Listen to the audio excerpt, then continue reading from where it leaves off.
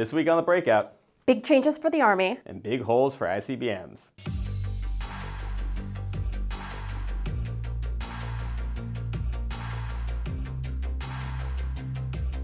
I'm Aaron Mehta. And I'm Ash Roque. Ash, we've asked you here today because the Army is up to stuff again.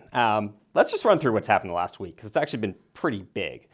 Last Tuesday, you broke news that the Army was working on some sort of restructure. Nothing officially decided at that point from what we'd heard, but you had some interesting details. What were the big top lines that you wrote about? So rumors have been flying around for weeks and months about potential changes coming to either programs or acquisition, and we started to get more of a taste last week. I was passed a memo, a piece of paper that sort of outlined a tentative roadmap for acquisition changes. And that included combining Army Futures Command and Training and Doctrine Command, and then the program executive offices that sort of manage these big ticket weapons programs. There's currently 13 of them, and looking to pare those down potentially to 9 by either combining some and or canceling. And then taking the jobs or the billets, the number of stars the general officers have running them, and scaling that back. All right, so the Army did not want to comment for your story, and we found out why, which is that about 36 hours later at 6 a.m. on Thursday, all of our emails got a note saying, message from the Secretary of Defense about Army reorganization. And in that memo, written, signed off by Pete Hegseth, there was just a lot of stuff, a lot of what you just talked about, and some bonus material, let's say. What are the top line takeaways from that? Right, so General George, even before the Trump administration came in, had been looking and floating at whether canceling programs, a fundamental reshift of the Army. So a lot of the memo covered some of these things that he's been thinking of and working on for months. So what it did is it confirms Army AFC and Training and Doctrine Command under one umbrella. It also combined Army North and South under one umbrella. It also gave sort of cover and, not authority, but sort of cover to the Army to go ahead and make big ticket cancellations. It didn't address the PEOs, but did ask to look at the acquisition workforce and a focus on the Indo-Pacific. Yeah, and it's interesting, of course, that Hegseth signed on this. A lot, to your point, is stuff that George has been working on and the Army's been thinking about. But to your point, this gives a lot of top cover for things like, canceling the Army's newest tank. Yes. So it's a light tank. Light tank. And they pushed back on the topic of calling it a tank until this week. And they're like, fine, it's a tank since we're canceling it. Yeah. So what it was is the M10 Booker. And the Army recently, a couple of years ago, awarded that contract to General Dynamics Land Systems.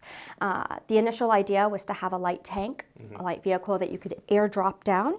This one was too heavy. There was questions raised at the time if the Army made the right decision. They said, no, this is the right decision. Pause to last week, and no. Army Secretary Driscoll didn't mince his words, said this was a huge mistake and a misstep by the Army. Yeah. So that is going to be stop production around 80. They're going to have soldiers look to see what they can do with it, whether they just want to fill a limited number or sort of strip it of its parts, sensitive parts, and potentially do FMS sales to foreign countries. A couple of things, the AH-64Ds are going to be divested. And the Gray Eagle, they're going to stop buying, which is the General Atomics drone. And then there are some other cuts, it turns out, that weren't included in this run-through, because about 24 hours after that, you once again kind of stole the Army's thunder. Broke news about the pause/cancellation of something near and dear to your heart, which is the robotic combat vehicle. So RCV, a couple of months ago, Textron was expected to win the competition. And as the Army started to ink the deal with them, sort of the 8% cut drill of services, you decide what you want to cut, came down. And the Army decided robot combat vehicle was not what they wanted at this point in time. I obtained a letter from the program executive officer, Major General Glenn Dean, who's sort of in charge of combat vehicles, to his staff, announcing that, to the best of his knowledge, RCV would not be moving forward.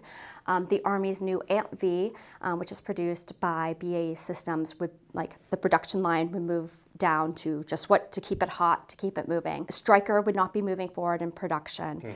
And there were some others, the howitzer competition that the Army has been waiting, paused to do a self-propelled howitzer is on hold.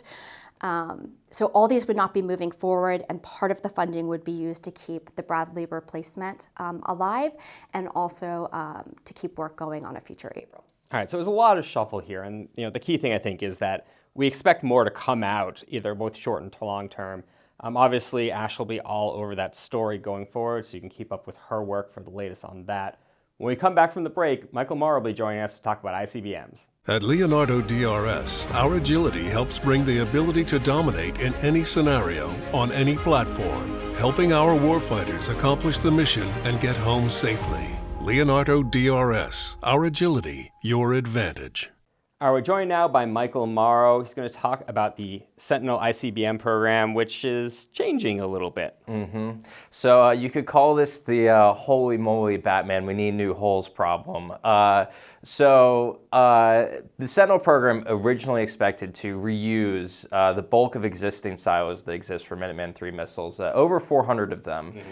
Instead of refurbishing them, the Air Force now believes it may be necessarily, predominantly in most cases, what they told us, to dig new silos for the Sentinel ICBM that is set to replace the Minuteman III. Yeah, and Sentinel has had some cost issues, had a Nunn-McCurdy breach, which really raised the cost and led to a kind of a relook. And it seems like this new idea of digging new silos is coming out of partly from that relook. What are some of the problems they've had with the silos?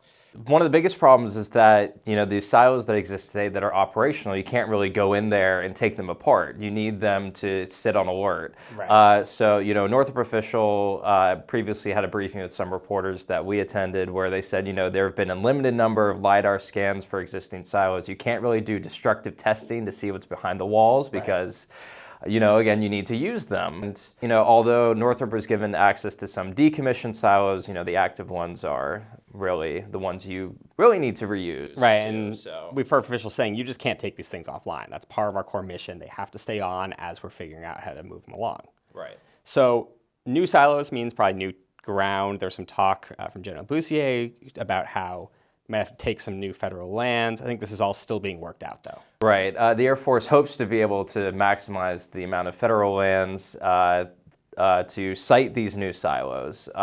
You know, where this plays out, the program's Milestone B decision is still being formulated because it was rescinded last year under the Nunn-McCurdy breach. So there's been some talk by officials about possibly recompeting aspects of this program. I think digging hundreds of new silos may be territory that is ripe for that kind of attention. Yeah, it seems like that makes a lot of sense. Obviously, Michael will be staying on this going forward. And for more from The Breakout, make sure that you like and subscribe to us. And also, there's a podcast. Anywhere you get your podcasts, search Breaking Defense. Will pop up with a feed that's just audio only if you want to listen to your car or on the road.